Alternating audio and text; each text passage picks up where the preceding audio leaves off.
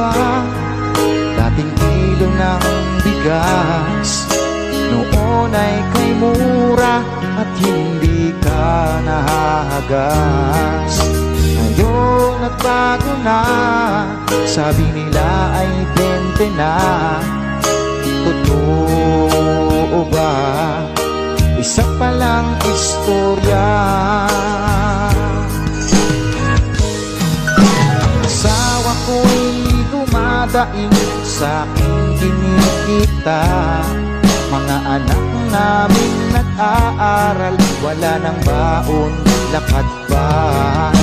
Ang lagi niyang daing, sila ba'y magtatapos pa sa kanila pagpasok sa eskwela?